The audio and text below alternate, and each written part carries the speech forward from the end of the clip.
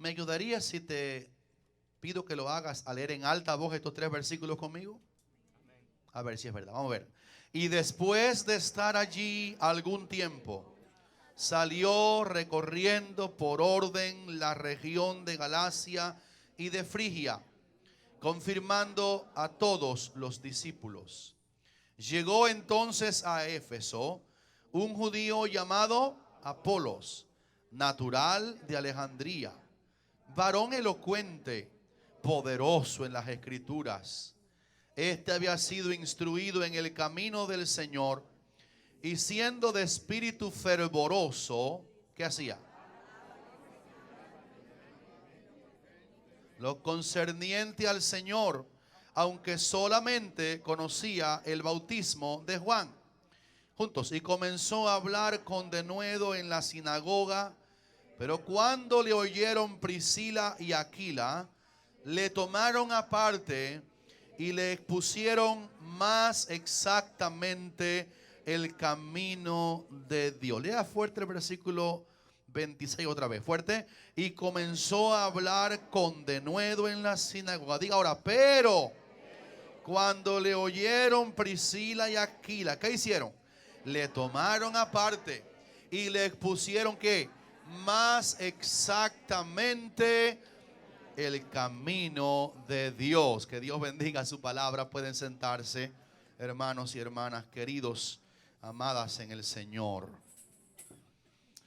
Estamos queriendo en el nombre del Señor que la iglesia esté al tanto de lo que está pasando en el mundo, en obediencia a lo que Cristo dijo que tenemos que hacer.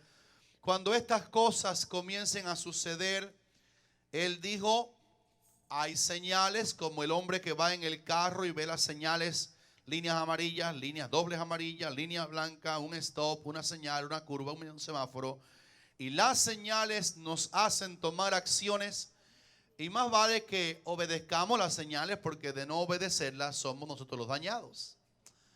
Jesús dijo, hay señales de que la venida del Señor va a estar cerca, y las dio. Y lo que estamos queriendo en estos días es que la preciosa iglesia del Señor mire hacia allí y tome una actitud para que el día del Señor no nos sorprenda a nosotros como ladrón. Si tuviera tiempo esta mañana, les hablaría de una primera señal que estamos mirando, y voy enseguida a entrar en el tema que dejamos atrás sobre el cristianismo verdadero, comparándolo con otras sectas que no tienen a la Biblia como su libro de texto, para afianzarnos en la roca que es Cristo y su palabra. Pero hay una necesidad de que ustedes, y esto es el mérito de Arnel y Marisabel, que me mandaron el mensaje hace días, y no tuve tiempo aquel domingo de enseñar, una revista que está producida en Inglaterra y que se llama Economist, o sea, como economista, pero en inglés termina ahí, nada más le falta la A del español, Economist 2015. Y usted, quiero que los que tienen computadora, usan internet, lleven esto, lo escriban, para que lo que no tenemos tiempo de hacer aquí hoy, usted en la casa lo verifique. Economist 2015, lo pone así en su ordenador, en Google o en Yahoo, donde usted quiera ponerlo, y le va a salir la portada de la revista Economist 2015, que asombra, porque la Biblia da datos de que la economía del mundo, en el nivel en que esté, va a ser una señal de que la venida del Señor se acerca. Hambres en diferentes lugares. Por tanto, una revista mundial que habla de cómo está la economía y los augurios de los grandes economistas del mundo. Y en este caso de la revista Economy, no son economistas netamente economistas, son personas que trabajan en una organización que tiene que ver secretamente con los pronósticos que ellos están haciendo para el mundo del futuro inmediato. Da miedo cuando uno mira la portada de Economist 2015, las escrituras crípticas que ellos han colocado allí, algunos símbolos, y cuando usted lo pone en su ordenador de internet, usted va a tener en español abajo explicado cada una de las figuras que están concentradas en la mini portada, con esa mini figurita y abajo te amplían la figurita y te explican todo el jeroglífico, el significado escondido detrás de esas cosas que estas personas tan poderosas en el mundo, que tienen el poder, al menos humanamente hablando, de transformar un pronóstico en una realidad, están hablando de lo que ellos han escrito, de cómo va a estar el mundo política, bélica y económicamente a partir de este año 2015 que está cerrándose ya en su ciclo. Todo eso te va a ayudar a entender, como dijo el Señor, mirando hacia la orilla. Miren la higuera Israel, miren los árboles, las demás naciones, para que puedan verificar que el mundo se va a estar complicando porque Cristo viene pronto por la iglesia. La otra cosa que les voy a decir antes de meterme en esta mañana en el tema sobre verdadera fe, tiene que ver con eso que todo el mundo ha visto en la noticia de los fugitivos que están huyendo del mundo árabe a causa de el progreso de ISIS en el mundo. Ustedes han visto, y la humanidad, sobre todo en Europa, ha visto con pavor lo que está pasando en el mundo musulmano, el progreso de ISIS allá en Siria. Se están ya metiendo muy profundamente en África. Y estaba oyendo en la noticia hace como 2 días que ese grupo islámico radical tiene una agenda para el 2025. Quiere decir, no una pausa hasta ese año, sino lo que ellos van a estar haciendo en el mundo en la agenda 2015-2025. Y dijeron abiertamente que en la agenda de 10 años, en esta década, una de las cosas que están colocando en su agenda práctica es que van a conquistar la ciudad de Roma para el 2025. Han escrito que van a degollar al Papa en la plaza de San Pedro, delante de los espectadores allí físicamente presentes y obviamente delante de los que espectamos tras la pantalla de un televisor. Todo eso es muy profético porque la Biblia habla en Apocalipsis capítulos 6 y 7 sobre los decapitados por causa de la palabra de Dios y del testimonio de Jesucristo. Y la Biblia dice que después que el Señor levante la iglesia, habrá un gobierno en el mundo. Y me asusta proféticamente entender que toda la inclinación profética del anticristo y de su reino apunta a Europa, como el antiguo imperio romano, que los profetas indicaron que va a reverdecer. Y el imperio romano tenía obviamente su sede en Roma. Y del imperio romano reverdecido va a salir un hombre, director en ese tiempo de los asuntos de la ONU. Y la Biblia, el libro que no se equivoca, dice que una vez que seamos levantados en el rapto de la iglesia, el anticristo va a degollar a las personas que no profesen su misma religión y que los va a hacer matar por degollamiento. Por tanto, las piedras que son los televisores nos están diciendo que Cristo viene pronto.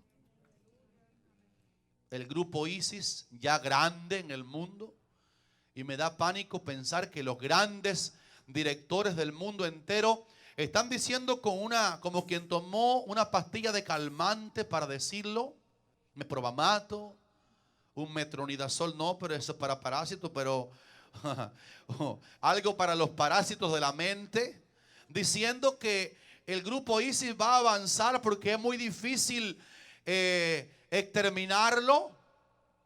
Y cuando uno oye eso, dice: la Biblia es un libro que no se equivoca, porque nuestros ojos están viendo que el grupo ISIS está degollando cristianos en muchas partes del mundo. Y decía esto para que estemos haciendo lo que nos mandó a hacer el Señor, porque ahora ustedes han visto por televisión, repito, y en Europa hay un espíritu abrumado, porque miles y miles y miles y miles de musulmanos y otros cristianos están huyendo de Siria y otros países musulmanos a causa de que ISIS los quiere degollar por su fe, y están llegando por miles a Europa, y Europa los está recibiendo sin ningún tipo casi de limitante a causa de la mediación del Papa, que está diciendo que hay que abrir la puerta a toda esa gente y recibirlos y darle todo. Pero lo que quiero que ustedes sepan es que en medio de esos miles y miles que están llegando realmente perseguidos, y que al ser perseguidos por su fe evangélica, algunos de ellos son cristianos y huyen por su fe evangélica, qué bueno que los reciban, pero no podemos ser tan incautos en pensar que el grupo islámico no está colando gente de ellos por miles en esos grupos que están huyendo de los países islámicos para meterse en Europa, obviamente entonces no como refugiados reales, sino como evangelizadores de ese mundo, porque la Biblia da a entender que a través de toda Europa, todo lo que antiguamente era el Imperio Romano, por ahí se va a asentar el gobierno mundial anti Dios, anticristo, y todo eso le debe decir a la iglesia: observemos, leamos, miremos, oigamos las noticias para darnos cuenta que verdaderamente estamos en los días de la venida del Señor. ¿Cuántos dicen amén? Qué lindo cuando uno está apercibido. Y la otra señal que está alineándose, recuerde que eso se llama alineamientos proféticos. Se está alineando todo para que todo venga de acuerdo al programa del mundo, al programa sin Dios. Y finalmente la iglesia tenga el privilegio de morar con su Señor en el cielo. Y lo que decíamos como otra señal admirable en estos días es como el Imperio Católico Romano está llamando a la iglesia evangélica a unirse con ellos, porque en definitiva somos, según dicen allá, una sola familia. Todos creemos en el Señor, todos tenemos un mismo Dios y todos tenemos que atender solamente, dicen, dos mandamientos que son principales y los únicos importantes: que amemos a Dios y que amemos al prójimo, y nada más. Y ese es el mensaje que desde la Iglesia Católica Romana está llegando a la Iglesia Evangélica, intentando hacer una alianza entre verdaderos cristianos y el Imperio Católico Romano. Como todo el mundo sabe, la Iglesia Católica Romana no solamente es una iglesia, es obviamente un imperio. Tiene un asiento en Roma, tiene un imperio, el más rico por supuesto de la tierra, el Vaticano. Hay un llamado de la persona principal del catolicismo para unir a evangélicos y cristianos, ya no teniendo que ver con las doctrinas, sino teniendo que ver con una unión global que sabe que hay un Dios y que sabe que hay un prójimo al cual amar.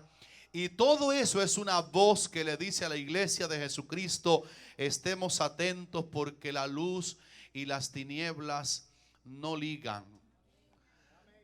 Y yo quiero decirles que lo vuelvo a repetir aquí, porque hay muchas personas lindas esta mañana aquí. Quizás hay alguna persona que ama su confesión y ha venido a la iglesia porque oyó que se habla un estudio hoy para delimitar los principios evangélicos. Y yo quiero decirle, lo que estoy predicando es un mensaje de amor, de compasión, intentando dar luz a la gente para que nadie te pueda engañar por huecas filosofías y te diga esto es lo que hay que hacer, y las personas sean tan incautas acaso que crean todo sin ir a la palabra de Dios, para que la palabra de Dios nos diga la verdad.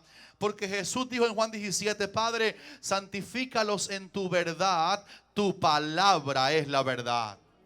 Por eso la iglesia, cuando va a buscar una verdad, va a la Biblia. La Biblia es la verdad de Dios escrita. ¿Cuánto dice? Le va a dar un aplauso a la palabra de Dios. Entonces diga aleluya a la palabra de Dios. Cuando vamos a buscar una verdad, tenemos que ir a la Biblia. Y lo que la Biblia dice, eso es lo que hay que creer y eso es lo que hay que hacer. Dice la palabra misma que la hierba se seca y la flor se cae, pero que la palabra del Señor permanece para siempre. Por tanto, cuando uno oye voces en la televisión, en la radio, y de los grandes líderes, sean religiosos o políticos, o aún cristianos desviados un poquito de la verdad, es más sano, es más directo ir a la Biblia, porque la Biblia es lámpara para nuestros pies y lumbrera para nuestro camino. El que anda con este libro nunca tropieza. El que lee la Biblia sabe cómo piensa Dios. El que lee la Biblia sabe qué tiene que hacer. Y en estos días, pensando con amor, con compasión en tanta gente linda que están en la iglesia católica porque son sinceros, porque allí hay gente que se van a ir cuando Cristo venga. A lo mejor aquí esta mañana hay alguna persona digna, buena, noble que está aquí, pero ha vivido en la fe católica por bueno que es, porque cree que está en la verdad. Y yo te admiro por tu fidelidad a tu iglesia cuando creías que ahí estaba totalmente la revelación de Dios. Pero lo que queremos esta mañana es dar un poquito más de luz sobre algunos dogmas que se escriben allá, que tienen una contradicción total con lo que dice exactamente la palabra de Dios. Algunas cosas que tenemos que decir antes es que la iglesia católica y la cristiana proclaman en sus escritos o postulados, ambas creen que la Biblia es la palabra de Dios escrita e infalible. Así que tengo entonces autoridad aún de allá para decir, vamos entonces a abrir la Biblia, porque si ambos creemos que la Biblia es la palabra de Dios, fuera mejor que ambos fuéramos a la Biblia y le preguntamos a ella acerca de los dogmas, de las creencias, porque nadie puede ir a la Biblia con una predisposición esperando que la Biblia diga lo que uno quiere que diga. Uno va a la Biblia en cero, para que ella me dice todo lo que ella me tiene que decir. Uno va a la, no torciendo la Biblia, sino esperando que ella me tuerza a mí simbólicamente hablando. Uno no va a la Biblia creyendo de antemano algo para probarlo con la Biblia. Uno va a la Biblia en cero para que la fe que yo asuma sea la que me dé la palabra de Dios. ¿Verdad que sí? Así que con ese amor quiero continuar esta mañana algunos de los puntos que nos faltan por decir sobre esta profecía de que se quiere alinear la iglesia de Jesucristo con una confesión que tiene contradicciones con la. Por ejemplo, esta que les voy a decir esta mañana, el conferir absolución a una persona, absolución de pecados por manos de un sacerdote humano. Lo que quiero decir es esto. La iglesia católica cree que si alguien ha pecado, va a ver al padre o al cura, sacerdote de la parroquia, y si él le confiesa los pecados al sacerdote de la parroquia, esa persona le puede decir, te absuelvo de tus pecados, y la persona regresa para su casa absuelto del pecado por el cual vino al confesorio de aquel hombre para que él lo absolviera de su pecado. Ese dogma tiene un problema cuando vamos a la Biblia. La Biblia enseña que solamente Dios puede dar perdón de pecados. En el Salmo 103, lo digo de la Biblia, versículo 3, el salmista dijo, él, hablando de Dios, es quien perdona todas tus iniquidades, el que sana todas tus dolencias. Es como que el pecado no solamente es una cosa que me hace sentirme condenado frente a Dios, sino que el pecado enferma. Y el salmista dijo, el Señor es el que, y lo da en singular, nadie más lo puede hacer. Él es quien perdona todas tus iniquidades y a la vez Él es el que sana todas tus dolencias. En el libro de Marcos, capítulo 2, versículo 9 al 11, hay un paralítico lo que le traen a Cristo. Ustedes saben cómo lo bajaron por el techo. Había mucha gente allí y no había cómo traerlo de la calle directamente entre la muchedumbre al Señor. Y los que lo traían, lo bajaron, dice, rompieron la terraza, el techo, y bajaron al hombre delante de Jesús. Y cuando Jesús ve al paralítico que no podía andar, antes de sanarlo, Jesús, que es Dios, le dijo, hijo, tus pecados te son perdonados. Y los que estaban allí sabían el principio que leímos en el Salmo 103. Los que no creían en Jesús como Mesías sí sabían que solamente Dios perdona el pecado. Y murmurando contra Jesús dijeron, mira lo que dice Jesús. Ellos no pensaban que él era Dios. Y dijeron aquellos que no creían en Jesús, pero creían que Dios sí perdona el pecado. Dijeron, ¿quién puede perdonar pecados sino solamente Dios? Estaban diciendo una verdad. Lo que no sabían era que Cristo también era, es y será Dios por los siglos de los siglos. Cuando Jesús entendió que murmuraban entre ellos eso, el Señor se volteó y dijo a ellos, dijo, ¿qué es más fácil decir? ¿Los pecados te son perdonados? O decir, levántate, toma tu lecho y anda.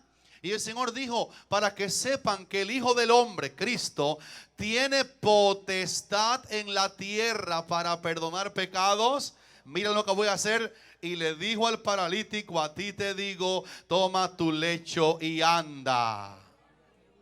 Es curioso lo que voy a decir. La persona que tiene el poder de perdonar pecados es Dios.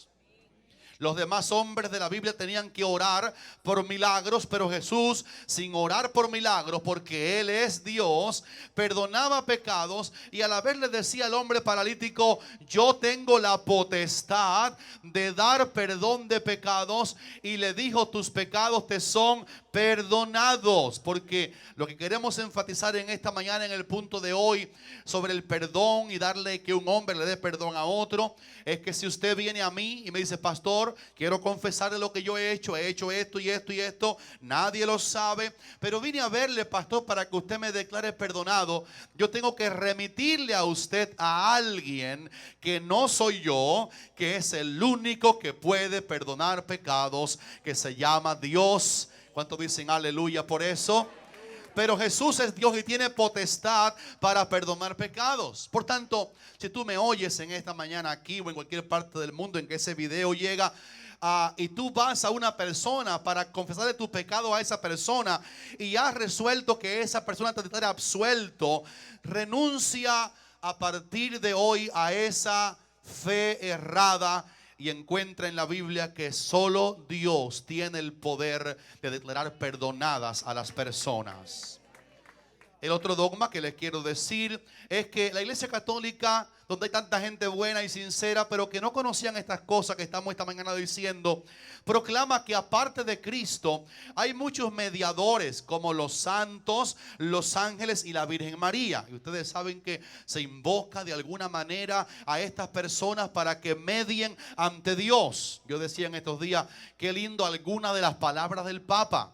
Algunas de ellas se parecen tanto a las palabras buenas de Dios. Algunas de ellas son de la Biblia. Hasta que él comienza, después que ora o reza a Dios, entonces comienza a rezar a las vírgenes de cada país. Y cada vez que el Papa, que no es una persona mala en sí, sino que tiene un error grande en su corazón, por no usar la Biblia como el libro único de texto de Dios, cada vez que él habla con la Virgen del país que sea, él está robándole un derecho a una persona que la Biblia dice que es el único mediador entre Dios y los hombres, que se llama Jesucristo. Y dicen ellos, Madre María, ruega por nosotros. Y alguien dijo hace poquito de la Iglesia Católica, era alguien muy encumbrado junto con el Papa, estaba orando en una tribuna donde había miles de personas reunidas, pobrecitas, y él estaba orando para que María clamara a Cristo, para que Cristo clamara al Padre. Pero eso no está en la Biblia, en la cual católicos y cristianos creen que es la palabra de Dios. La Biblia dice en 1 Timoteo 2, 5 al 6, porque hay un solo Dios y un solo mediador entre Dios y los hombres, Jesucristo hombre, y explica por qué Él es el único, el cual se dio a sí mismo en rescate por todos nosotros, de los cuales se dio testimonio a su debido tiempo. En otras palabras, ha terminado la etapa en que alguien vaya a Dios y le lleve sangre ajena. Ha comenzado la etapa a partir del momento en que Jesús murió en el Calvario, que el mismo que derramó su sangre es el único que tiene poder de presentar su propia sangre delante del Padre Celestial. María no murió por nuestros pecados, y dijimos unas cosas aquí bellas de María hace poco. Qué mujer más digna, qué mujer imitable, qué mujer virtuosa.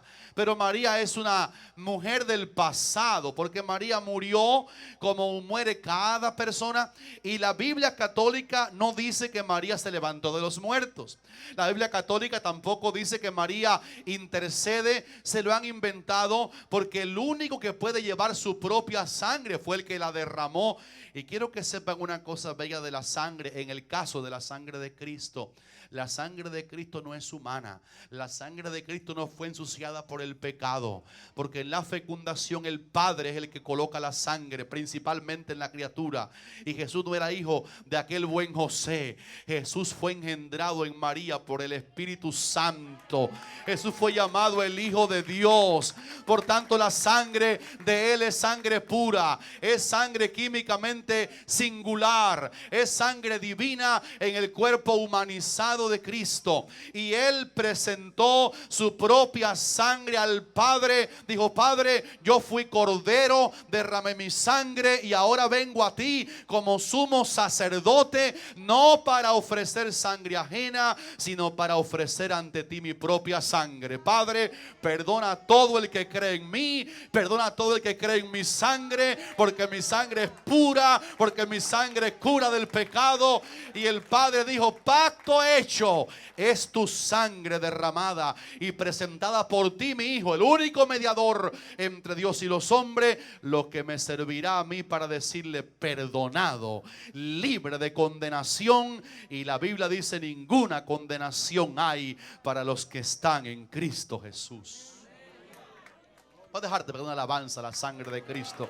Dale una alabanza, alábala, dile gloria a la sangre bendita. Como canta mi hermana, la sangre, preciosa sangre del unigénito Hijo de Dios. Ahora, también la Biblia habla de que el Espíritu Santo intercede por nosotros ante Dios. ¿Cuántos hermanos aquí aman al Espíritu Santo? Mi hijo Jaciel está viviendo unos días lindos porque está estudiando la persona del Espíritu Santo. Y sabe que el Espíritu Santo trabaja directamente con Cristo. Es curioso que en ninguna parte de la Biblia católica o evangélica dice que el Papa es el vicario de Cristo. No lo dice la Biblia, pero los postulados católicos dicen que el Papa es el vicario de. Cuando la gente que no sabe escucha la palabra vicario, dicen amén y todo eso. Pero la palabra vicario significa sustituto. Y esa es una profanación, hablando de que hay un solo mediador entre Dios y los hombres. No tiene que haber un santo que medie, un ángel que medie. San Luis Beltrán no media, María no media. El único que tiene capacidad para mediar delante de nosotros es el Espíritu de Dios en Cristo. Dios el Espíritu, Dios Hijo, Dios el Hijo, que está lleno del Espíritu Santo, el único mediador. Y también la palabra dice en Romanos capítulo 8, versos 26 y 27. Y de igual manera el Espíritu nos ayuda en nuestra debilidad. Pues ¿qué hemos de pedir como conviene? No lo sabemos, pero, diga conmigo fuerte, pero el Espíritu mismo intercede por nosotros con gemidos indecibles. Quiero que aclaren este tema. A veces algunos de ustedes y yo también hemos tenido este testimonio tan extraño que sentimos un llanto que nos inunda de pronto y usted no sabe por qué. ¿Por qué estoy llorando? Pero cuando reviso la motivación, no me doy cuenta que no lloro de tristeza o porque me falta $1. Lloro con una compasión extraña. Lloro con un llanto que me está lavando por dentro como lágrimas que lavan. Lloro pensando en un llanto que me hace pensar en otros a favor de otros. Y lo que dice la palabra es que junto con Cristo, el Espíritu Santo, que también es Dios como Él y que fue enviado a la tierra tampoco como vicario de Cristo, porque Él no sustituye a Cristo, sino que trabaja con Él y lo representa a Él en la tierra. El Espíritu Santo intercede a través de nosotros. Usted siente a veces que usted tiene un llanto por dentro. Cuando lo sienta, deje que el llanto fluya, porque se llaman aquí los gemidos indecibles, los gemidos que no son palabras que articuladas, los gemidos que son el llanto del Espíritu de Dios, clamando al, dice, conforme a la voluntad de Dios. Así, conforme a la voluntad de Dios, intercede por los santos el Espíritu Santo de Dios. Eso le quita la oportunidad a María de hacerlo ella. Eso le quita la oportunidad a los ángeles de hacerlo ellos. Es curioso cuando uno va a revisar los dogmas católicos de gente buena, repito, pero que no saben la Biblia, se da cuenta que hay oportunidad para que los ángeles oren por la humanidad, mas en ninguna parte de la Sagrada Escritura aparece un ángel orando, clamando a Dios por ningún ser humano. Lo que aparece es Cristo mediando ante el Padre con su sangre y el Espíritu del Señor y orando a través de la iglesia conforme a la voluntad de Dios. Y el Espíritu Santo no lo hace sin Cristo, lo hace en base a la obra perfecta de Cristo obrada en la cruz del Calvario. Pero hay más. La Iglesia Católica, que es una buena iglesia, solamente que tienen equivocaciones grandes en sus doctrinas, enseñan que cuando ocurre la misa, en la misa hay un sacrificio que el hombre hace en la misa para, a través de la misa que se hace el domingo en la iglesia, hallar el favor divino a través de la misa. Es lo que se llama en el enunciado católico los continuos sacrificios de la misa. Entiendan esto. Como ustedes han visto por televisión, algunos de ustedes también eran buenos católicos antes, repito, gente noble y sencilla, pero que no conocían la verdad de la Biblia. Ahora vienen a la iglesia evangélica, se le da una Biblia de regalo, la comienzan a abrir. Siempre admiro a la gente que va a la Biblia y encuentra en la Biblia la respuesta que tienen que tener. Ahora, ustedes han visto por televisión y también en la práctica católica que en la misa hay una hostia, hay un pancito sin levadura que se da y el poquito de vino o jugo de la vid. Cuando ustedes ven esa práctica, quiero que entiendan esto con cuidado. Lo que usted ve superficialmente no es la interpretación real que ellos le dan.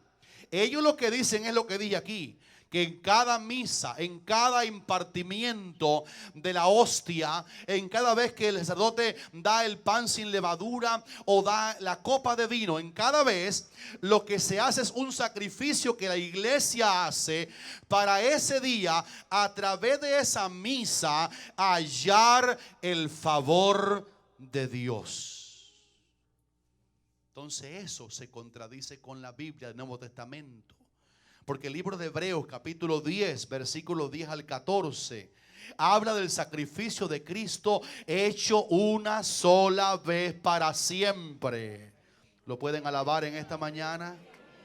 Y dice Hebreos capítulo 10, versículo 12, pero Cristo, habiendo ofrecido una vez para siempre un solo sacrificio por los pecados, se ha sentado a la diestra de Dios, de ahí en adelante esperando hasta que sus enemigos sean puestos por estrado de sus pies. Y esto lo voy a decir en más alta voz, versículo 14, porque con una sola ofrenda hizo perfectos para siempre a los santificados.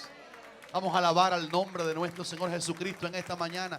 ¿Cuántos dicen gloria al Señor Jesucristo en esta mañana? Vamos, dígale gloria, gloria, gloria.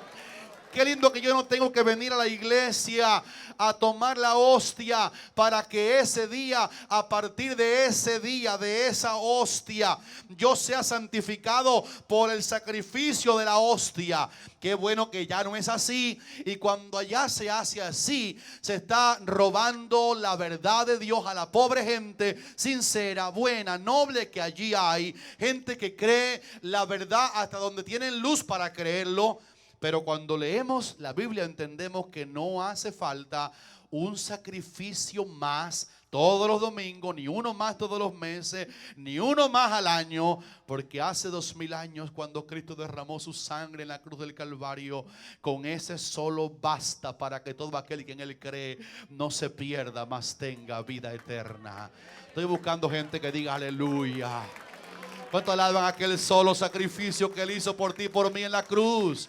Qué lindo, oiga lo de la Biblia, con una sola ofrenda hizo perfectos para siempre a los santificados. Con una sola ofrenda. Lo que quiero decir es, cuando ahora yo peco, ¿cuántos aquí pecan? Se equivocan, fallan. Ya no soy yo el único. Y usted se encuentra que ha pecado.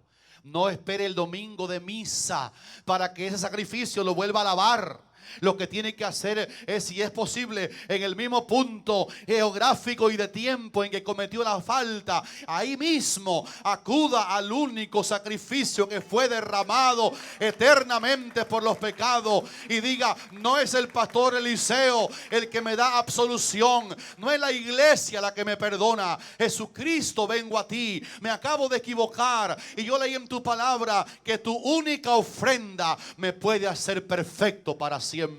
Confieso mi pecado al Señor y en ese mismo instante, debido a que la sangre que Él derramó se la dio al Padre en el cielo, está viva esa sangre, en el mismo punto geográfico y de tiempo que confieso mi pecado y le entrego a Dios mis culpas, en ese mismo instante y lugar, la sangre, no otra, sino la sangre de Jesucristo que derramó una vez hace 2000 años, me sirve en el siglo XXI para seguirme lavando de mis pecados.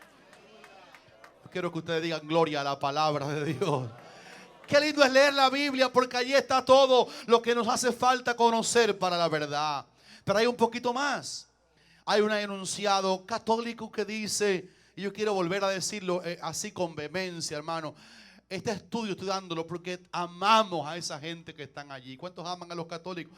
Aquí oramos a favor de los católicos. O sea, Señor, revélate a ellos. Padre, hay gente sincera, hay ancianos, hay niños que van allí porque fue lo que ellos oyeron, lo recibieron de sus padres, pero la revelación de la Biblia no había llegado. Y con esa compasión quiero que entiendan esta verdad por amor. Hay un enunciado católico que dice que hay un poder conferido a los sacerdotes de la Iglesia Católica, sacerdotes. Ellos tienen el poder de, en la misa, en la hostia, tienen el poder de convertir el pan y el vino en el verdadero cuerpo y en la verdadera sangre de Cristo. Es lo que se conoce en el mundo católico como la transustanciación. O sea, el enunciado católico dice que a causa de que el sacrificio de la misa es un sacrificio que tiene poder redentor, tiene que entonces haber un milagro. Y cuando el sacerdote de la Iglesia Católica ora por los elementos del pan sin levadura y del vino, él ora porque él tiene, dicen allá, el poder de transformar ese pedazo de pan en el verdadero cuerpo de Cristo, y ese pedazo, ese poquito de vino, transformarlo en la verdadera sangre, porque ellos creen, repito, que tiene que haber un sacrificio real ahí mismo para que el pecado del pueblo sea expiado a través de la misa. Pero cuando vamos a la Biblia, diga fuerte, cuando vamos a la Biblia, encontramos en la Biblia que la cena del Señor es solamente un símbolo de la muerte redentora y el amor eterno de nuestro Señor Jesucristo para con nosotros. Primera de Corintios capítulo 11 versículos 24 y 25 dice: y habiendo dado gracias Jesús allá en la cena, partió ese pan y dijo: tomad, comed, esto es mi cuerpo que por vosotros es partido, haced esto. Escuche esto, para qué es la hostia, escuche para qué es la cena del Señor, escuche para qué traemos el pan y el vino. Dice Jesús dijo: cuando coman ese pan, cuando beban esa copa, Él dijo para qué hay que hacerlo. Hagan eso en memoria de mí. Diga fuerte conmigo: en memoria de mí. Asimismo tomó también la copa después de haber cenado, diciendo: esta copa es el nuevo pacto en mi sangre. Haced esto todas las veces que la bebiereis. Otra vez Jesús repitió ahora con la copa: hagan eso en memoria de mí. Entonces la Biblia me enseña claramente que la hostia, vamos a llamarle así, la Santa Cena del Señor, no tiene la capacidad de transformarse de pan en cuerpo de Cristo, ni el vino en sangre, porque no es necesario. Él dijo que se hace para como símbolo el pan del cuerpo y como símbolo la copa de su sangre. Cuando lo hagamos en memoria de aquel cuerpo allá único que fue partido por nosotros en la cruz, como velo que se rasgó para permitirnos entrar en la misma presencia de Dios. ¿Para qué yo tomo la cena del Señor? Para recordar el sacrificio cruento que una vez Cristo hizo por mí en la cruz del Calvario. ¿Para qué tomo el pan? Para recordar su cuerpo que fue partido como velo para que yo tenga libertad ahora por aquel cuerpo partido, para entrar a la misma presencia de Dios. ¿Para qué tomo la copa? Para recordarme a través del símbolo, recordar, memorizar que esa copa significa, significa la sangre preciosa que Él derramó para la remisión de los pecados, porque el único que perdona, limpia y remite el pecado es Jesucristo a través de su sangre derramada por la humanidad en la cruz del Calvario. Que digan amén los que han sido lavados con la sangre de Cristo aquí en la iglesia. Que digan un aleluya los que han sido lavados con la sangre del Cordero. Tomo la cena porque quiero recordar que Él es mi Salvador. Tomo la cena porque me quiero acordar que yo no puedo llegar a Dios cuando el cura me dice absuelto. Tomo la cena para acordarme que el pastor Eliseo, él mismo tiene que ir a Cristo para que lo cubra con su gracia. ¿Cómo yo voy a darle perdón a la gente? Soy tan pecador, tan vil, que tengo que ir todos los días delante del Señor yo mismo y humillarme y confesarle mis faltas al Señor, porque tengo fe de que solo Cristo es el camino, la verdad y la vida, y que nadie va al Padre sino solo a través de Cristo Jesús, mi Señor. Hay un errorcito un poquito más fuerte que todos los que mencioné aquel domingo y hoy también. Esa que tiene que ver con esto. La iglesia católica, una iglesia llena de gente noble y sincera y buena, y cuánta gente allí están que aman a Dios de corazón. Pero quiero que escuchen esto. Ellos dicen que hay una virtud en el bautismo en agua. Ellos dicen que en el bautismo en agua es que se opera la regeneración del cristiano. En otras palabras, para ellos una persona que no se bautiza es una persona que no está regenerada. Porque, escuche, ¿por qué dicen eso? Gracias por esperarme. Dicen eso porque el enunciado católico dice que hay un poder regenerador en el bautismo católico. En otras palabras, alguien va allí y cuando el cura, sacerdote que sea, lo bautiza, entonces a partir del día que se bautizó y la primera comunión llegó a la persona, en ese bautismo hay, dicen ellos, un poder de regeneración en que la persona de verdad nace de nuevo a través del bautismo en agua administrado por la iglesia católica. Pero cuando vamos a la Biblia, tomo la palabra del gran maestro de maestros que se llama Jesucristo, cuando hablando con un hombre que no era ni católico ni evangélico, que vino a Jesús de noche llamado Nicodemo para admirarlo a él como maestro, y era un hombre sincero, como hay evangélicos sinceros y católicos sinceros. Era un hombre noble que admiraba a Jesús como tantos católicos admiran a Jesús, pero él vino sin saber cómo se operaba eso, que el catolicismo dice que viene por el bautismo en las aguas, que son regenerados por el bautismo. Y cuando él vino al Señor Jesús, ha llegado de Dios como maestro, así, y alabó un poco a Jesús. Jesús, mira, Nicodemo, te digo de cierto, que lo que es nacido de la carne, carne es, pero lo que es nacido o regenerado del Espíritu, Espíritu es. Y el Señor le dijo a él, tienes que nacer de nuevo. Y Nicodemo dijo, Señor, pero ¿cómo que nacer de nuevo? ¿Puedo otra vez entrar en el vientre de mi madre y nacer? Dijo, no, porque eso es carne. Lo que es nacido de la carne es carne. Sea que te metas otra vez en el vientre de tu madre o que no, naciste con carne. Eres carne, tu mente carnal, tu mente humana. Y el Señor dijo a Nicodemo, el viento sopla de donde quiere, oye su sonido, mas ni sabe de dónde viene a dónde va. Jehová, así dijo Cristo, es todo aquel que es nacido del Espíritu Santo. Déjeme ponérselo más cómodo. Cuando una persona vive en el pecado, anda en el pecado, no tiene que bautizarse para dejar de ser pecador. Cuando una persona viene buscando el refugio, porque hay una cosa en el hombre que se llama la conciencia, que no nos deja tranquilos cuando hacemos el mal. Y viene: Señor, he pecado, ¿cómo yo voy a salir de esto? Señor, he delinquido, ¿cómo puedo quitarme este golpe que de noche y día me dice: estoy en pecado, estoy haciendo mal? Entonces va a ver al cura. Mire, vine a verlo porque me siento condenado. Él dice: bueno, ven para que te bautice después que me digas a mí los pecados y te declare yo absuelto, y después te bautizo, porque ellos enseñan que en el bautismo en agua hay una regeneración. El hombre nace ahí de nuevo. Pero Cristo dijo que el nuevo nacimiento ocurre solo por la acción bendita del Espíritu Santo de Dios. Y me llamó la atención esto: lo que es nacido del Espíritu. Déjeme explicárselo mejor. Cuando una persona viene pecador, lo que tiene que hacer no es ir a la iglesia precisamente. Puede ser que se convierta en la iglesia, o se convierta en la cárcel, o se convierta bajo un puente, o se convierta en el hospital, porque Dios donde quiera está. Y donde quiera hay gracia, donde quiera hay perdón, donde quiera hay misericordia, donde quiera hay amor de Dios suficiente que perdona el pecado. Y en el momento y el lugar que la persona diga: Señor, estoy pecador, lo que tiene que hacer es decir: Señor, que confieso el pecado, he caminado en el vicio, yo vengo a ti para que me perdones. Y en ese momento que él confiesa el pecado a Cristo y recibe en su corazón a Cristo como el único que lo puede salvar, el Espíritu Santo viene y se mete en esa persona. Qué lindo eso que acabo de decir.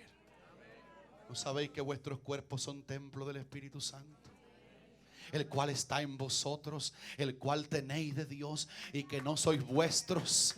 ¿No sabéis que vuestro cuerpo es un templo en el cual vive el Espíritu Santo? ¿No sabes que dentro de ti vive el Espíritu Santo? Dentro de ti está el Espíritu Santo. Él nos hizo nacer de nuevo. ¿Y sabe qué ocurre? Cuando la persona, siendo un pecador, puede ser un borracho, un empedernido, el tipo de pecado no importa, porque por todo tipo de pecado y cantidad de ellos se derramó la sangre de Jesucristo. Oiga esta maravilla: cuando usted y yo confesamos los pecados al único que derramó sangre, que lo limpia, así que el único que puede mediar, Cristo, el Espíritu Santo, que trabaja a la par de Cristo, no es tampoco, repito, su vicario, trabaja con él en la redención, viene y se mete dentro de la persona y ocurre, escucha esto, ocurre una cirugía adentro que solamente la puede hacer el Espíritu Santo. El hombre viejo se muere. Te arrancan esa mente netamente carnal y te colocan un chip adentro que se llama Dios, la Biblia, el Espíritu Santo, la Escritura, aleluya, la vida eterna. Digo un chip simbólico, ¿verdad? Te colocan adentro en el corazón, en tu mente, te colocan a alguien que vive en ti, a tal modo que la persona grita de alegría: ya no vivo yo, no fue que yo me mejoré, no fue que me bauticé, no fue que confesé el pecado al cura, no fue que me absolvieron, no, es que Dios transformó. Ya no vivo yo, a ese yo viejo lo quitaron, y he aquí ahora todas las cosas son hechas nuevas por el poder de Jesucristo. Esa obra la hace el Espíritu Santo, que se mete dentro de una persona. Lo que quiero que alaben a Dios por esto, hermano. Miren, la obra de transformar a alguien, ¿cómo va a tener poder el agua para hacer eso? ¿O va a tener poder el pastor o el cura para hacer eso?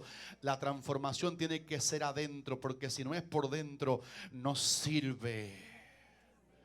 Pero Dios se puede meter adentro de tu espíritu y transformar tu espíritu.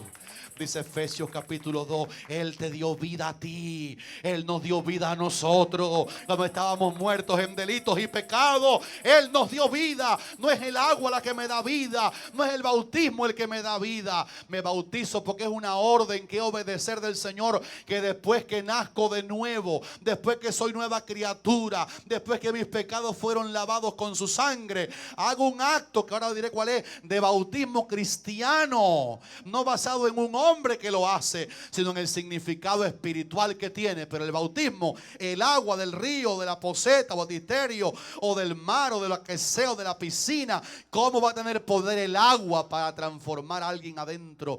Tiene que hacerlo el Espíritu Santo de Dios dentro de la persona. Si alguno está en Cristo, nueva criatura es. Diga conmigo fuerte, aleluya, nueva criatura es. Diga un fuerte gloria a Dios, nueva criatura es. Las cosas viejas pasaron, he aquí todas son hechas nuevas. Claro, porque la regeneración no es por el agua, es por el Espíritu Santo de Dios obrado en la persona. Y el agua verdadera no es la del bautismo, es la de la palabra de Dios. Déjenme que ustedes se me duerman decirle esta. Los católicos, que son buenas personas, pero en el enunciado principal de ellos, en el Vaticano, escribieron que la justificación ante Dios está íntimamente relacionada con cuántas buenas obras yo haga. Por eso ustedes ven que hay un énfasis grande en las caridades. ¿Cuántos han visto las caridades católicas? Son buenas, son lindas. Qué bueno hacer el bien. Eso no es, eso está en la Biblia. Hacer el bien está en la Biblia. Dice segunda de Eliseo 3:2, haz bien y no mires a quién. Qué bueno, dice la Biblia, hagamos bien a todos, mayormente a los de la familia de la fe. Hacer caridades es bíblico. Salmo 41:1, bienaventurado el que piensa en el pobre, porque en el día malo lo va a librar el Señor. Ahora, ¿dónde está el peligro? Cuando la persona dice que la justificación, o sea, el hecho de que Dios me declare justo, está vinculado con cuánta buena obra yo haga, a fin de que haciendo demasiado bien, mucho bien, bastante bien, en abundancia el bien, Dios diga, me agrada esa persona, mira cuánto bien hace, mira qué bien se porta, mira cuánta diezmo da, cuánta ofrenda da, cómo da también a los pobres, cómo va a los países, lleva ropita. Ay, me gusta, déjame justificarlo, porque la verdad que ese se ganó mi aprobación. Eso es un insulto a Dios. La Biblia dice que nuestras obras sin Cristo son como trapos inmundos. Y con un poquito de pena para decirlo, la traducción crítica del hebreo antiguo dice, es como trapo menstruoso. Mis obras no sirven, aunque sean buenas. Yo no puedo comprar a Dios haciendo el bien. El hacer el bien es un fruto de que Él me redimió y me justificó. Porque lo que enseña la Biblia es otra cosa. No es que yo obro y me justifican. No es que yo obro y me declaran limpio. No es que yo obro y me declaran bueno. No, lo que enseña la Biblia en Efesios capítulo 2 versículos 8 y 9 es, porque por gracia soy salvo por medio de la fe, y esto no de vosotros, porque es don de Dios, no por obras, para que nadie se gloríe. Alábale si puede en esta mañana. Diga conmigo, qué linda es la Biblia. Dígale, mamá, diga fuerte, qué linda es la Biblia. Qué bueno que soy evangélico o católico, pero estoy yendo a la Biblia hoy, buscando la Biblia hoy, porque Dios ama a los católicos que se van a volver a la Biblia. Porque hay un, mire, ¿cuántos recuerdan que Saulo de Tarso, antes de ser Pablo, él testifica que él mataba cristianos pensando que rendía culto a Dios? Por eso cuando yo enseño así tan crítica a la Biblia, tan fuerte, en una apología, como hoy, sobre la verdad bíblica de la salvación y todo eso, comparándola con otras cosas, siempre explico esto. En este púlpito no comparamos una iglesia con otra. Lo hacemos para darle luz amorosa a la gente que están allí, que aman de verdad al Señor y digan, pastor, gracias, porque yo sinceramente pensaba que si yo hacía mucho bien, hallaba el favor divino. Ahora me entero por la Biblia, no me salvo por obra. Efesios 2:9, no por obras. Y como si fuera poco, Romanos 5:1 dice, justificados pues por la fe. Dígalo fuerte, justificados pues por la fe. Qué palabra tan rica esa. Justificados pues por la fe, tenemos paz para con Dios. Qué manera de significar justificación, ¿verdad? Paz con Dios es justicia. Armando, ese tema le encanta, ¿verdad? Armando, qué bueno, ¿eh? Justificado por la fe, tengo paz con Dios. Cuando yo creo Efesios dice que la salvación o justificación es una gracia que viene por fe, que es un don divino, no una obra. Y después dice, no por obras, porque si yo hago obra y eso me da más salvación, significa que yo puedo ser más que ustedes, porque viajo más que ustedes, oro más que ustedes. Dice, no, no, cuidado que nadie se gloríe. Todos, incluyéndome en la lista uno yo, estábamos perdidos y sin Jesús no hay de manera alguna de salvarse. Voy a acabar esta mañana con esta porque como quiera no voy a acabar el estudio hoy y lo voy a dar el siguiente domingo todavía. Esta es la última que voy a decir esta mañana. La Iglesia Católica, donde hay gente buena y sincera, habla de las penitencias y de la fe implícita en la Iglesia Católica. O sea, ¿sabe lo que es una penitencia? Una penitencia es lo que ustedes han visto a la gente cuando la gente peca. Comienzan a entender que el mensaje católico les enseñó que tienen que ajustarse a algún sufrimiento propio y existe hasta la autoflagelación con tal de purgar mis pecados. Alguien dice, bueno, según la cantidad de pecado que yo cometí, y hasta por allá dijeron algunos católicos buenos, pero que no saben la Biblia, que hay mentiritas de varios tipos. Hay mentiritas piadosas. Hay mentiritas rojas, hay mentiritas muy negras, pero la Biblia no habla así de la mentira.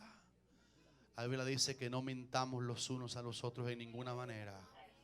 Un día yo tuve que enseñar donde era pastor en Cuba, porque algunos hermanos tenían que ir al hospital a ver al paciente.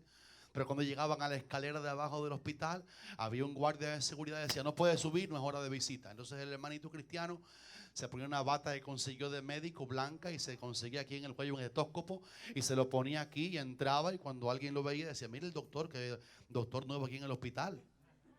Y era un hermanito mentiroso de la iglesia que se había vestido de médico para que lo dejaran subir.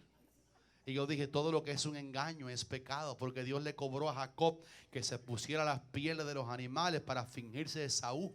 La mentira no solo es hablada, también es fingida. Cuando usted se quiere hacer lo que usted no es una mentira. Y es tremendo cuando uno aprende en la Biblia que todo engaño es pecado. Como quiera, todo está desnudo y abierto delante del Señor. Y sabía que yo puedo engañar a los hombres, pero a Dios les manifiesto lo que yo soy.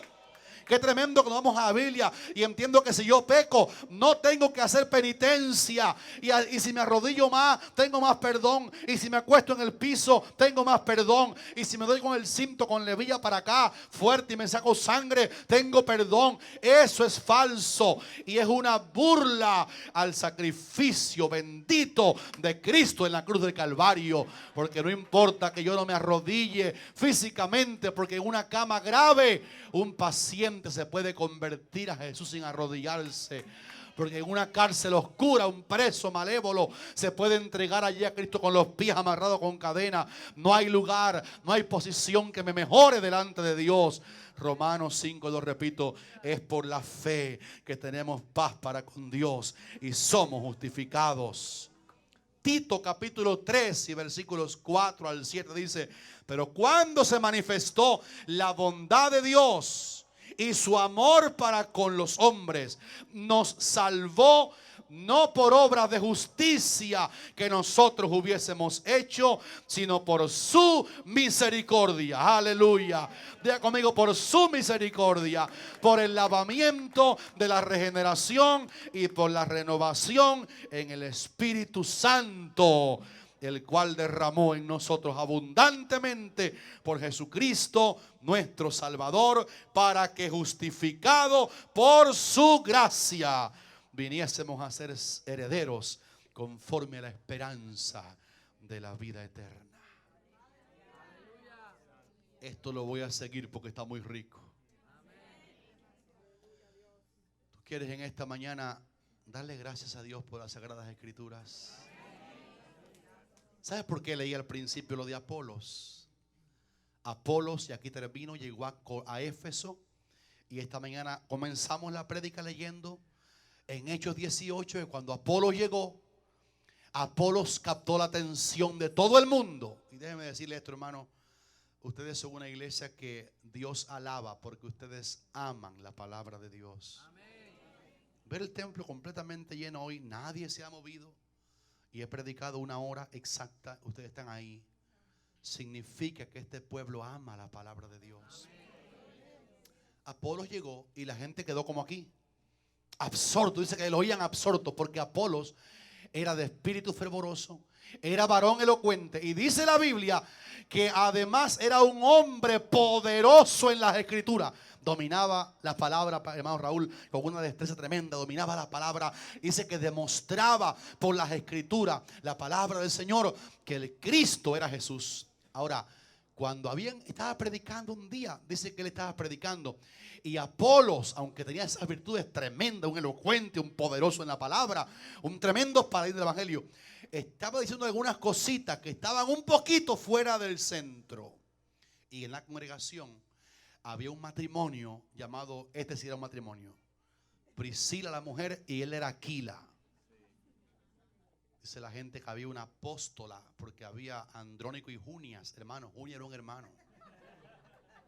Dice, Pablo y Silas con su esposa allí en la cárcel. No. Silas era un varón. Pero aquí se hay un matrimonio, hombre y mujer. Cuando oyeron Priscila, una mujer, y su esposo Aquila, que andaban con el apóstol Pablo, que eran amigos de Pablo, eran hombres instruidos en el evangelio real. Cuando escucharon predicar a Apolos, oyeron algo en Apolo que estaba casi correcto, o sea que estaba un poquito incorrecto.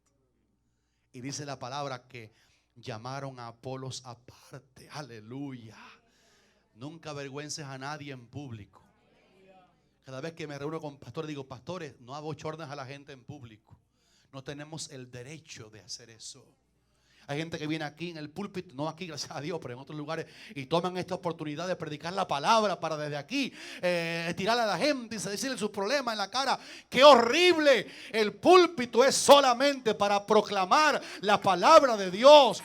Hay tanta Biblia para predicar buena, que no hace falta tomar aquí este podio lindo para hablar con la gente y castigarlo con... No. Eso es falso ministerio. Pero cuando ellos oyeron a Apolo, dice que, claro, eran duchos. Lo llamaron, dice, aparte, y le expusieron más exactamente el camino de Dios. Y por supuesto, dice después que cuando Apolo oyó a aquellos hermanos, Apolo se humilló y dijo, gracias. Y dice después, cuando fue a Corinto, fue de gran provecho, porque ya estaba corregido. Aquellas partes pequeñitas que era deficiente en Apolo, ya estaba corregido. Como yo creo en la crítica. ¿Sabes qué yo creo? Que la crítica constructiva la necesitamos. Mi hijo me critica a mí. Me dijo, papi, hace poco me dijo, papi, tú das tanto contenido que tienes que hacerlo más despacio porque la gente no va a comerse todo eso que tú le das. Le dije, gracias, my son. Así con cara de papá, gracias, my son. Entonces voy a predicar más suave para que la gente pueda, porque son materias fuertes. Yo dije, gracias. Creo que la crítica, los padres critiquen a los hijos. El hijo consentido es vergüenza de su madre. Corrija el defecto. Mi papá era duro y nos decía, Eliseo, predicaste mal. Yo tenía 12 años. La primera vez que prediqué fue en una congregación de pastores a los 12 años. Estaba de los más llenos del Espíritu Santo. Y así lleno del poder de Dios prediqué el primer sermón delante de pastores a los 12 años en Mafo, Santiago de Cuba. Y el viejo decía, esto está mal, aquello mal. Pero mire, por la misericordia de Dios, aquí estamos un poquito mejor que hace unos añitos atrás. Quiero animarte en esta mañana que vivas en la esperanza de que solo Cristo puede salvarte. En ti no hay nada bueno, pero en mí tampoco. El bueno está dentro de ti. Se llama el Espíritu Santo. ¿Cuánto alaban al Señor por el Espíritu Santo? Yo quiero pedir algo. Yo quiero darle la mano aquí, la mía, físicamente, a las personas que es primera vez que vienen y yo los quiero saludar. Vengan, ustedes primera vez que vienen. Se mudaron para aquí, primera vez que vienen. Quiero saludar. Si usted le invitó, tráigalo. Dígale que venga. Dios te bendiga, Dios te bendiga, Dios te bendiga. Les quiero dar un abrazo. Mire qué lindo, mire su niña también. Johnny traía a Marta para dar un abrazo a Marta. ¿Ven, Marta? Ven, quiero dar un abrazo, un abrazo, un abrazo. descanso. ¿Cuántos alaban a Dios por estos invitados de honor? Hermano Roberto, su esposa. ¿Qué te parece la palabra aquí? Perfecta. Si hay alguna cosa que dije mal, me llamas aparte después y me dice todo lo que hice mal. Te bendiga mi niña. Te bendiga mi hermana preciosa. Dios te... Me encanta. Gracias. Dios te bendiga, mi hermano. Te bendiga. Rápido. No, que yo venía con un dolor grandísimo a este lado derecho. Y ya no. Ya no lo tengo el dolor. Vamos a alabar a Dios. Te bendiga, Martica, qué linda eres. Marta, tiene un nombre bello. Dios te bendiga. ¿Y tú? Margarita. ¿Cómo te llamas tú? David. Wow, tremendo nombre también. Dios te bendiga. ¿Cómo te llamas? Oh, es tremendo eso. ¿Y tú? Qué linda. ¿Cuántos de ustedes quisieran, no se mueva nadie, decirle públicamente a Cristo que lo aman? Que solo, qué lindo, qué lindo. Dice que ella es de él completa, su alma. Quisiera pedirle que venga a tu corazón. Claro, lo que importa es que tú digas que venga a tu corazón. ¿Quieres que venga a tu corazón?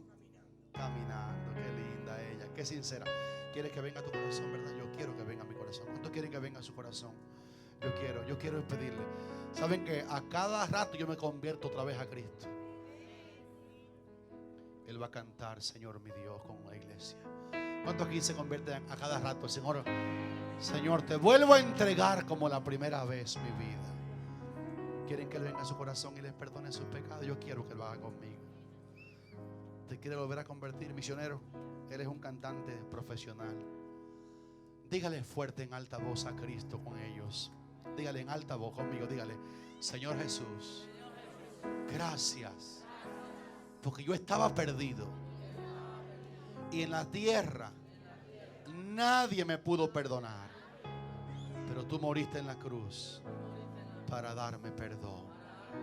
Hoy te recibo, porque no hay otro Salvador, nadie que perdone el pecado, nadie que derrame su sangre. Solo tú, Jesús. Entra a mi vida. Cámbiame. Perdóname. Y que mi nombre sea escrito en el libro de la vida. Jesús, solo tú me puedes salvar. Y yo creo en ti. Amén. Te pido que toques a Marta y la bendiga. Qué mujer más noble. Ella vino a la iglesia hoy, Señor, y se encontró contigo aquí, porque ella te ama.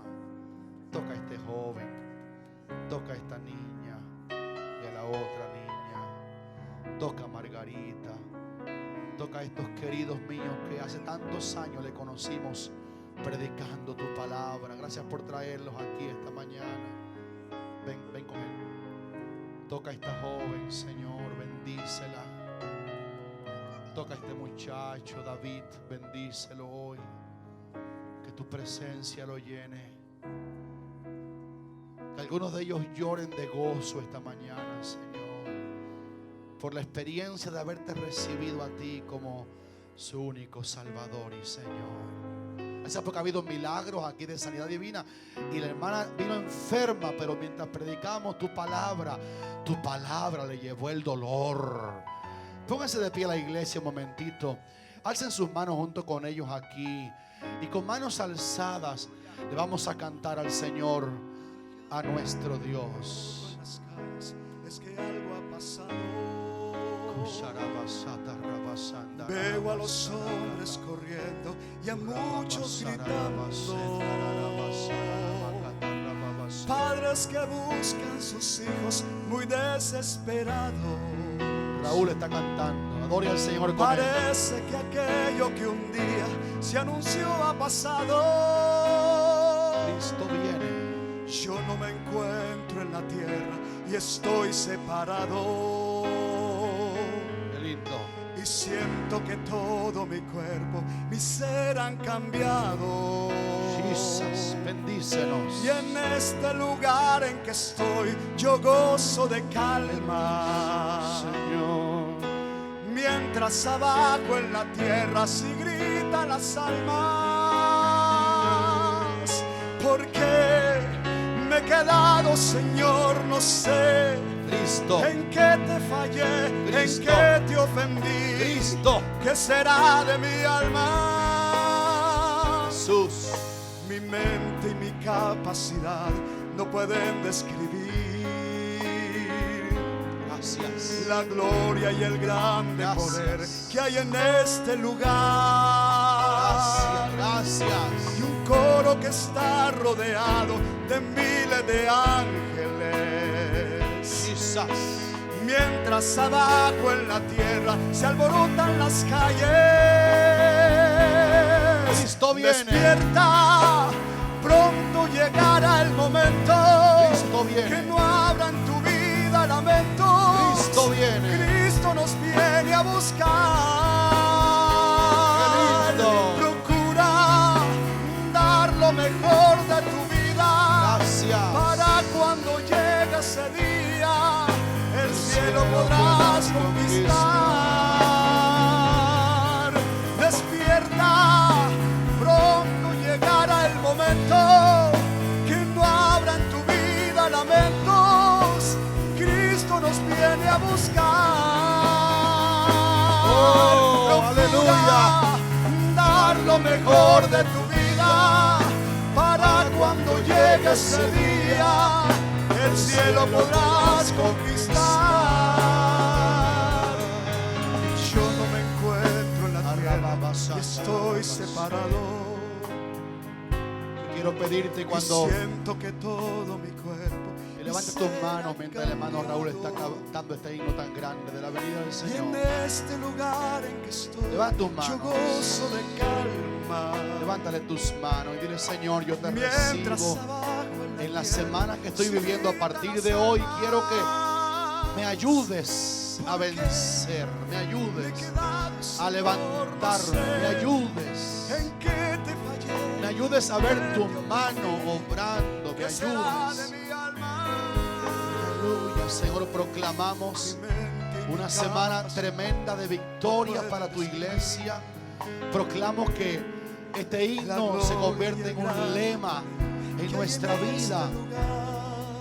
Y proclamamos, Señor, en tu palabra que esta gente linda que esta mañana comenzaron a venir aquí se van sanos, ayudados. Le ayuda a cada hermano, ayuda a cada hermana a vencer. Levanta tu mano, cántalo, Raúl. Pronto llegará el momento. Pronto llegará el momento. No habrá en tu vida lamentos. Aleluya. Cristo nos viene a buscar. ¡Qué lindo! Sí, Señor. Procura dar lo mejor de tu vida para cuando llegue ese día, el cielo podrás conquistar. Despierta, pronto llegará el momento que no habrá en tu vida lamento. Cristo nos Cristo nos viene a buscar. Procura dar lo mejor de tu vida para cuando llegue ese día, el cielo podrás conquistar. Señor, oramos que toda la semana tu palabra nos rumie en nuestro espíritu, que tú quieres una iglesia que te adore y te ame y te agradezca lo que hiciste por nosotros en la cruz del Calvario. Danos un corazón agradecido, porque no podíamos autosalvarnos, pero solo tú nos salvaste por tu gracia, por el don de la vida eterna. Lleva a esta gente a su casa con paz. Denos el martes al culto motor, el martes de clamor, tu pueblo reunido, y que Nicaragua se llene de tu gloria a partir del miércoles, que estemos allí enseñando a los pastores tu palabra. En nombre de Jesús, amén. Les quiero dar un regalo a ellos una a una. Despierta, pronto Ahí va, llegará el momento. Gracias, Margarita.